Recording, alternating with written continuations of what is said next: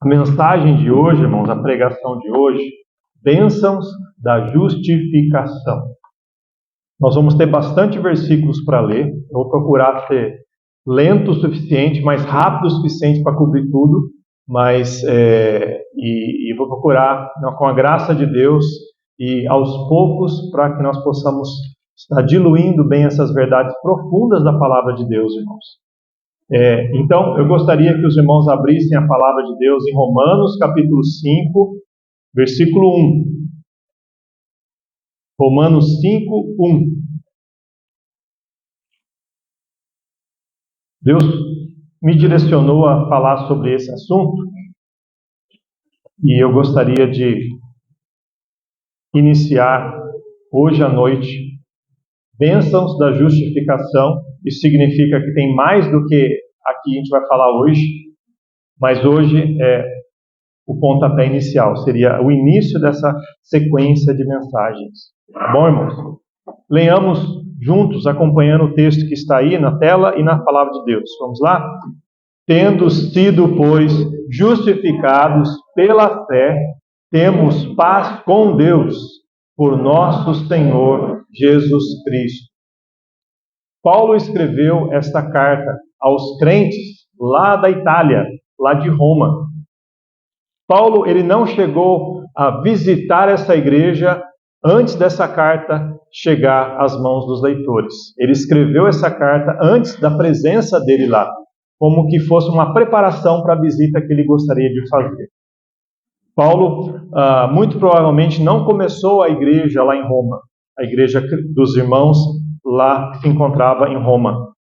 Não se sabe ao certo quem começou a igreja. Alguns dizem que foi quando no Pentecostes, a igreja, os cristãos lá voltaram cada um para o seu local, já convertidos, e lá então eles começaram trabalhos em lugares em talvez alguns deles foram para Roma e começaram um trabalho. Outros dizem que talvez foi Paulo e a equipe de Paulo que numa das viagens missionárias, evangelizaram alguém, e essas pessoas, frutos do ministério de Paulo, começaram um trabalho em Roma. Não se sabe ao certo, mas o fato é que Paulo tinha um carinho muito grande por esses irmãos lá de Roma.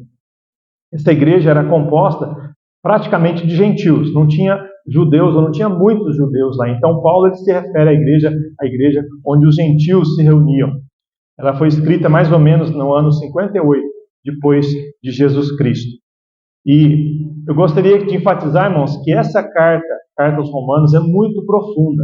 Trata de assuntos muito importantes para a vida cristã. Assuntos que falam da nossa situação espiritual, que falam da nossa realidade, da nossa vida com Deus. E que muitas vezes é muito profundo para se falar. Não é todo mundo que entenderia, por isso que é importante, é uma carta muito doutrinária, bastante ensino, bastante densa, mas é a palavra de Deus, e toda a palavra de Deus é inspirada, e é importante para nós estarmos nos preparando e aprendendo dela. Paulo tinha intenção de visitar essa igreja, e ele só foi um bom tempo depois. Romanos 1,13 diz: não quero, porém, irmãos, que ignoreis que muitas vezes propus ir ter convosco, mas até agora tenho sido impedido. Então Paulo tinha desejos que muitas vezes não se cumpriam, assim como nós na nossa vida, irmão. Nós temos sonhos, alvos e projetos, e nem sempre a gente realiza, E Deus sabe muito mais e muito melhor do que nós o que é para ser feito. Então, quando a gente ora para a vontade de Deus, coloca nas mãos de Deus um desejo, a gente tem que entender que a tua vontade, não a minha, seja feita. Paulo entendia isso e ele expôs aqui: muitas vezes propus ir ter convosco, mas até agora tenho sido impedido. Deus está no controle até disso, irmãos. Mas Paulo escreveu essa carta para os irmãos. E Paulo desejava ensinar essas doutrinas muito importantes para eles. Romanos 1,15 diz: e assim, enquanto está em mim, estou pronto para também vos anunciar o Evangelho, a vós que estáis em Roma. Aqueles irmãos já conheciam o Evangelho, só que Paulo queria fazer o quê quando anunciasse o Evangelho? Os detalhes, os pormenores, as implicações do Evangelho. Porque não me envergonho do Evangelho de Cristo, porque é o poder de Deus para a salvação de todo aquele que crê, primeiro do judeu, também do grego. Porque nele se descobre a justiça de Deus de fé em fé, como está escrito: O justo viverá pela fé.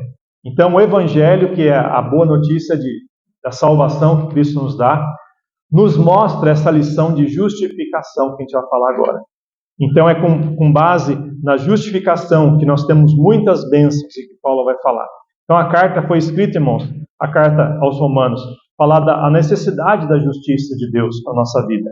Vai falar da provisão da justiça de Deus para a nossa vida. E hoje a gente vai falar da bênção que a justificação traz para a nossa vida. Algumas verdades, irmãos, muito importantes. Para a gente começar aqui, para você saber do que estamos falando, são verdades absolutas. Primeiro, Deus é santo, Deus é justo. Amém? Todo mundo concorda com isso. Não deveria haver dúvida, especialmente numa igreja, né, que ensina, que prega a palavra de Deus. Deus é santo, Deus é justo. O homem não é. O homem é pecador. O homem é pecador. E o texto da palavra de Deus é esse aqui. Leamos em voz alta todos juntos. Como está escrito, não há um justo, nenhum sequer. Não há ninguém que entenda. Não há ninguém que busque a Deus. Porque todos pecaram e destituídos estão da glória de Deus. Porque o salário do pecado é a morte. Como você reparou, está em lugares diferentes na Bíblia. Mas tudo isso aqui ecoa a mesma verdade. Todos os homens e mulheres são pecadores. Carecem da glória de Deus e, como consequência, nós somos condenados. O pecado nos condena.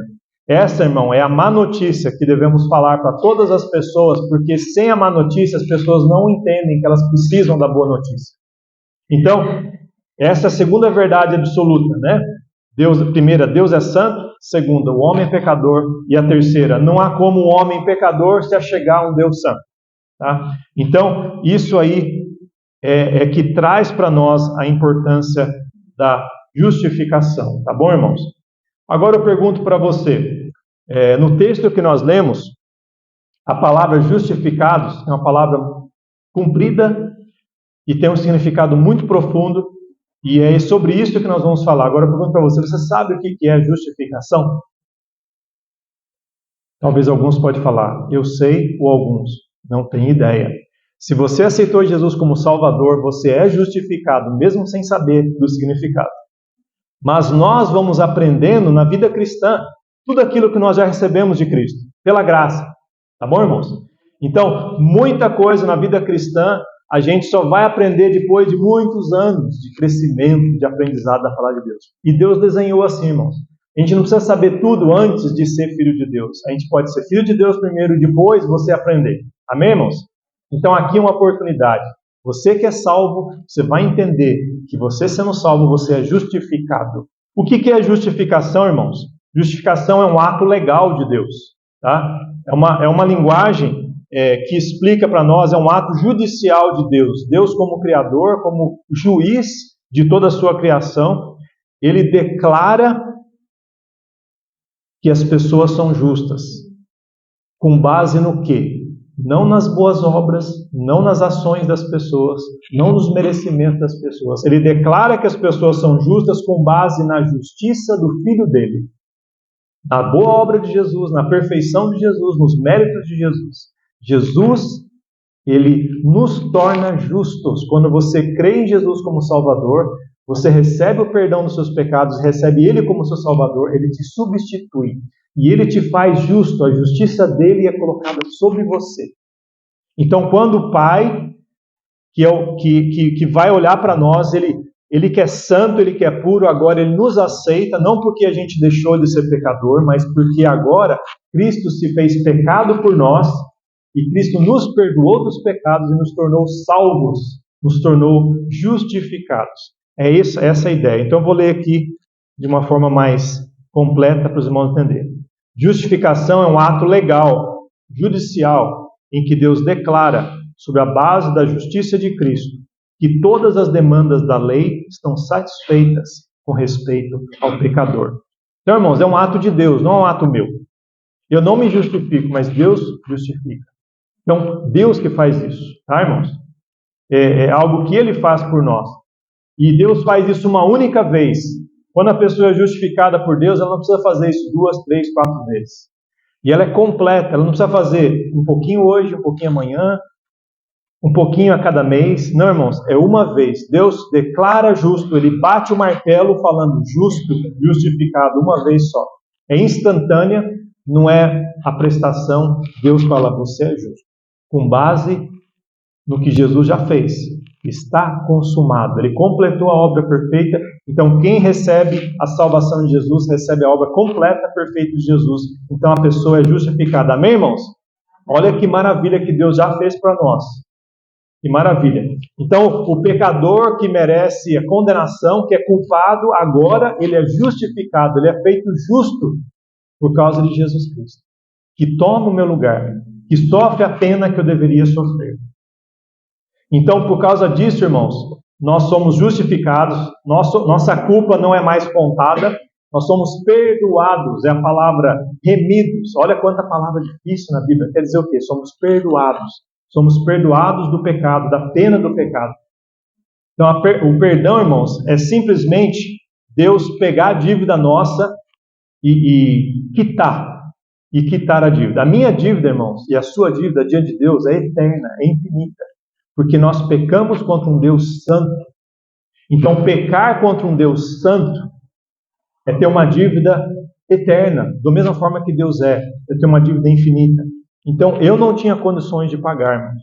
Eu não tinha condições, você não tinha, ninguém tem condições de pagar isso, a não ser o próprio Deus anular, quitar, perdoar a nossa dívida. Perdão quer dizer isso, irmãos, é a quitação, cancelamento de uma dívida.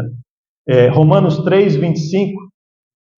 Vamos ler lá. Ao qual Deus propôs para propiciação pela fé no seu sangue, para demonstrar a sua justiça pela remissão dos pecados dantes cometidos, sob a paciência de Deus.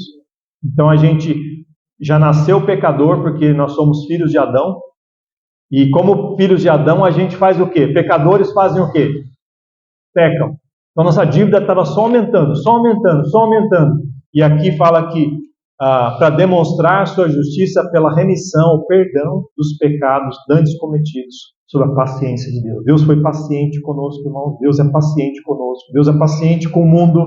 Deus é paciente porque Ele sabe, aquilo ofende a Deus, o pecado ofende a Deus, mas Ele é paciente. Por causa da justiça de Jesus, Ele perdoa todos os nossos pecados. Amém, irmãos? Que maravilha, glória a Deus. Então, irmãos, só que a justificação tem essa parte de cancelar a dívida, é de pegar, tirar aquilo que você devia, deixar você neutro, zerado. Só que isso não para por aí. O que Deus fez para nós na justificação não é só quitar, perdoar, remir os nossos pecados. Ele imputou a justiça de Jesus na nossa vida. Olha que maravilha, irmãos, essa doutrina. 2 Coríntios 5, 21. Vamos ler juntos? Aquele que não cometeu pecado, o fez pecado por nós, para que nele fôssemos feitos justiça de Deus. Vou ler de novo. Aquele que não conheceu pecado, o fez pecado por nós, para que nele fôssemos feitos justiça de Deus. Então Jesus nunca pecou, nunca. Mas Ele se colocou no meu lugar como pecador.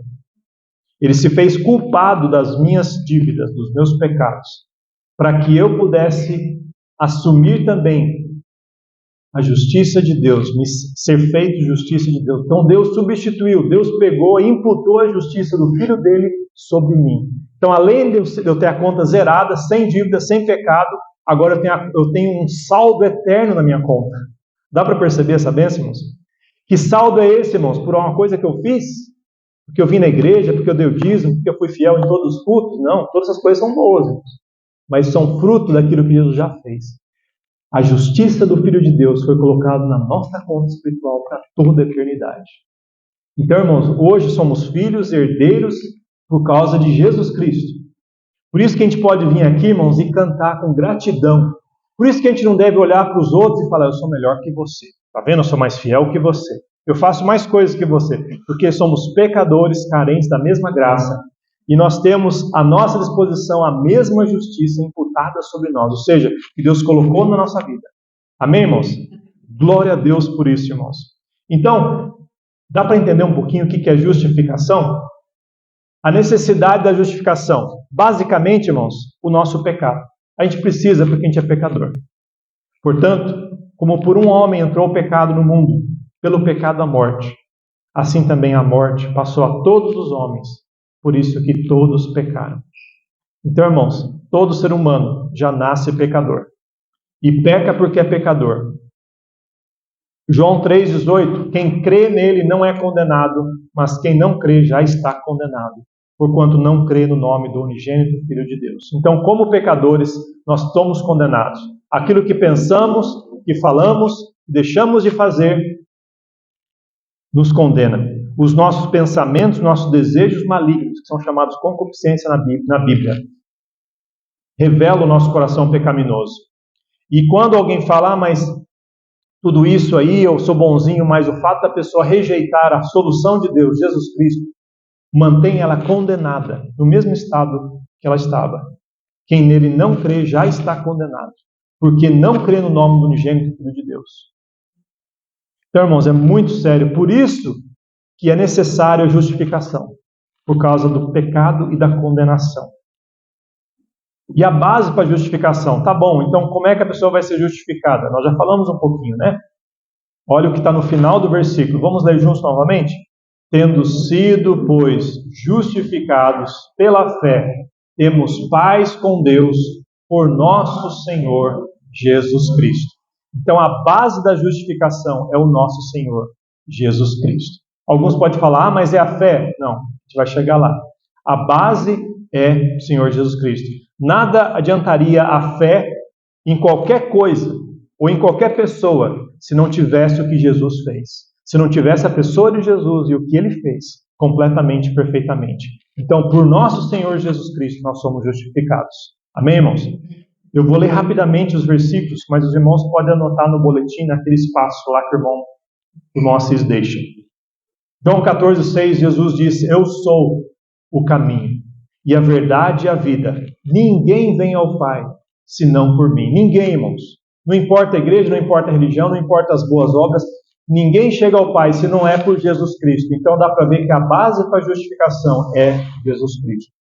1 Coríntios 15,3, porque primeiramente vos entreguei o que também recebi, que Cristo morreu por nossos pecados, segundo as Escrituras. Foi sepultado, ressuscitou ao terceiro dia, segundo as Escrituras. Então Cristo morreu por nossos pecados. Isso é a base da justificação. 1 de Pedro 3,18 diz, porque também Cristo padeceu uma vez pelos pecados, o justo pelos injustos, para levar-nos a Deus. Então Jesus pagou esse preço, irmãos. Ele, sendo justo, tomou o lugar dos injustos. Atos 4,12 diz, em nenhum outro há salvação, porque também debaixo do céu nenhum outro nome há, dado entre os homens, pelo qual devamos ser salvos. Então, irmãos, enfatizando que é pelo nosso Senhor Jesus Cristo, pelo que Ele fez, pela substituição, minha e sua, no nosso lugar, o sacrifício perfeito e completo, eficaz, de Jesus Cristo por nós, em nosso favor. Ele morreu a nossa morte. Ele pagou a nossa dívida. Ele rasgou o escrito de dívida que era contra nós. Jesus foi lá e pagou, irmãos. Ele foi traspassado e moído pelas nossas iniquidades. O castigo que nos traz a paz estava sobre ele. A justificação, irmãos, é mais do que perdão. Não só elimina a dívida, mas ela imputa a justiça de Jesus na minha conta, na sua conta. Isso é justificação. Amém, irmãos? Glória a Deus. Então Paulo ele escreve essa carta para aqueles crentes e fala, tendo sido justificados pela fé, temos paz com Deus por nosso Senhor Jesus Cristo. Agora sim a fé vai entrar. O que é a fé então, irmãos? É o instrumento que Deus usa para nos justificar. Então nós temos Cristo que fez tudo por nós. Nós temos a justificação, ou seja, Deus estabelecendo esse meio, o único meio para que nós pudéssemos ser justos diante dele, né? E agora nós pensamos como que isso nos une, nos torna justos, então, ao sacrifício que Jesus já fez. É através da fé. Então nós temos aqui Romanos 3, 20 e 21. Diz: por isso nenhuma carne será justificada diante dele pelas obras da lei, porque pela lei vem o conhecimento do pecado. Mas agora se manifestou sem a lei a justiça de Deus, tendo testemunho da lei e dos profetas, isto é, a justiça de Deus pela fé em Jesus Cristo, para todos e sobre todos os que creem, porque não há diferença. Vamos ler comigo o versículo 22, em voz alta. Isto é, a justiça de Deus pela fé em Jesus Cristo, para todos e sobre todos os que creem, porque não há diferença. Então, irmãos, Jesus já fez o que tinha que ser feito, já está completa a obra. Não tem nada que o ser humano precisa fazer para alcançar o céu. Nada, nada, nada. A obra já foi feita. Então, Deus, Ele preparou tudo isso. O que a pessoa precisa, então, para ser justificado? Ele precisa receber essa obra perfeita através da fé. A fé é como se fosse um mendigo estendendo a mão para receber o presente pronto e perfeito. O presente está pronto, mas com clamor, com necessidade, nós vamos estender em confiança àquele que tem a salvação e a solução para nós. Por isso que a Bíblia fala, a fé vem pelo ouvir, e o ouvir pela palavra de Deus. Por isso que devemos pregar, irmãos, a palavra, porque as pessoas não vão ser justificadas se elas não receberem a obra perfeita de Jesus, e só recebem pela fé. Não é obrigada, não é por osmose, não é por tocar na pessoa, não é por hereditariedade, porque nasceu, o pai é pastor, então o filho vai para o céu. Não, irmãos. Cada um dos nossos filhos precisam se arrepender dos pecados e crer em Jesus como Salvador. Por isso, irmãos, que a igreja local é tão importante, porque aqui nós temos crianças, velhos e adultos, vendo pecadores de todas as idades, alcançados pela graça, e temos amor e compaixão como Cristo tem por nós, e temos uma missão como igreja, que Jesus deixou a missão para a igreja, não é só para um indivíduo ou dois, é para a igreja. Para nós pregarmos e alcançarmos homens e mulheres de todas as etnias, de todas as idades, com ou sem deficiências, porque todos são pecadores e carecem, e eles precisam ouvir do Evangelho. Irmãos, o instrumento da justificação é a fé. É o que Deus usa para que a justificação seja feita e realizada na vida da pessoa. Agora eu quero falar da bênção da justificação. É uma delas só nesse versículo. Vamos ler juntos? Tendo sido, pois, justificados pela fé, temos paz com Deus, por nosso Senhor Jesus Cristo. Que maravilha, irmãos! Antes éramos inimigos de Deus, o meu pecado me separava, o seu pecado te separava de Deus. Por mais que você quisesse, com boa intenção, você não conseguia porque você estava longe. O teu pecado fez isso, a sua vida de abominação fez isso a um Deus santo. Mas agora que Cristo fez o que Ele fez, e você recebeu pela graça, agora você se torna amigo de Deus. Você não é inimigo de Deus mais. Só que você tem que saber dessas verdades para experimentar essa amizade eterna e profunda e verdadeira. Então você fala, pastor, eu não sabia disso. Olha, irmãos, a palavra de Deus está aqui para nós. Vamos aprender, vamos ouvir das bênçãos que nós temos. Éramos inimigos, irmãos.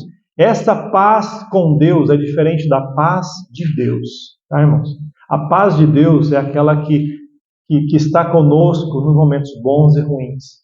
Essa paz com Deus quer dizer entre você e Deus. Tá? Uma vez que você tem paz com Deus, a paz de Deus ela está lá, né? Mas não tem como ter paz de Deus se você não tiver paz com Deus primeiro. Você tem que deixar de ser inimigo, ser amigo, para ter a paz verdadeira. Então Romanos 5, 8 e 10, leiamos juntos. Mas Deus prova o seu amor para conosco, em que Cristo morreu por nós, sendo nós ainda pecadores.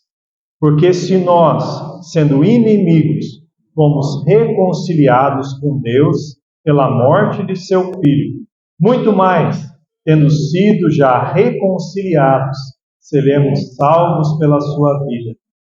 Então, irmãos, éramos inimigos, e quem que deu o primeiro passo para apaziguar? Deus.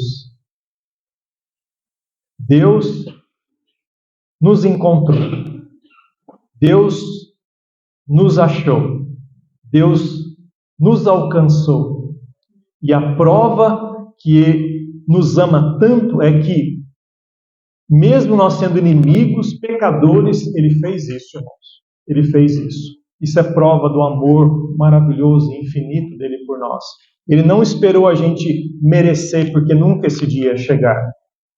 Ele fez sem merecermos. Ele fez com base no amor dele.